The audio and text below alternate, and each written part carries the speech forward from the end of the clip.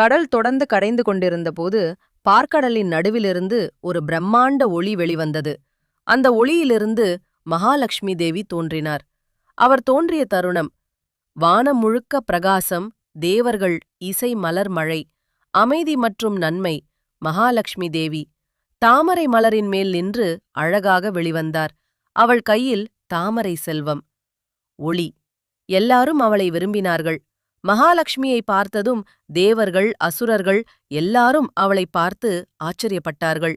அவள் மிகவும் அழகாகவும் மிகவும் புனிதமாகவும் இருந்ததால் அனைவரும் நினைத்தார்கள், இவள் நமக்கே வேண்டும். அந்த நேரத்தில் இந்திரன், அக்னி, வருணன், சூரியன், அசுரர்கள் எல்லாருமே அவளை தங்களுடையவளாக ஆக்க ஆசைப்பட்டார்கள். மகாலட்சுமி ஒரு முடிவு எடுத்தாள். ஆனால் மகாலட்சுமி தேவி மனதில் தெளிவாக இருந்தார். அவள் சொன்னாள், நான் செல்வத்தின் தேவதை. ஆனால் நான் எங்கும் போக மாட்டேன்.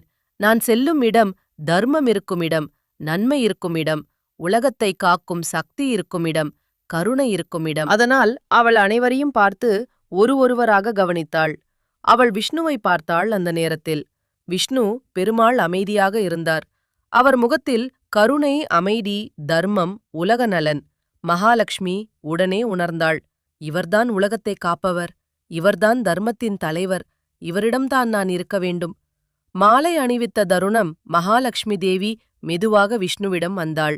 அவள் கையில் ஒரு அழகான புனித மாலை இருந்தது.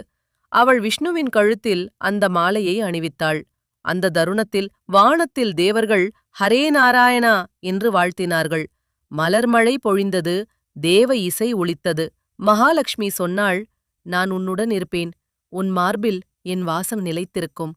அதனால்தான் மகாலட்சுமி விஷ்ணுவின் மார்பில் ஸ்ரீவத்சம் என்ற இடத்தில் நிரந்தரமாக இருக்கிறார். அதனாலதான் விஷ்ணு பெயர் ஸ்ரீமன் நாராயணன். அந்த நாளிலிருந்து ஸ்ரீ பிளஸ் நாராயணன், ஸ்ரீமன் நாராயணன் என்று அழைக்கப்படுகிறார். அசுரர்கள் கோபம் மகாலட்சுமி விஷ்ணுவை தேர்ந்தெடுத்ததை பார்த்து அசுரர்கள் கோபப்பட்டனர். ஆனா மகாலட்சுமி சொன்னாள், செல்வம் பலத்துக்கு மட்டும் கிடையாது, தர்மத்துக்குதான் செல்வம் வரும்.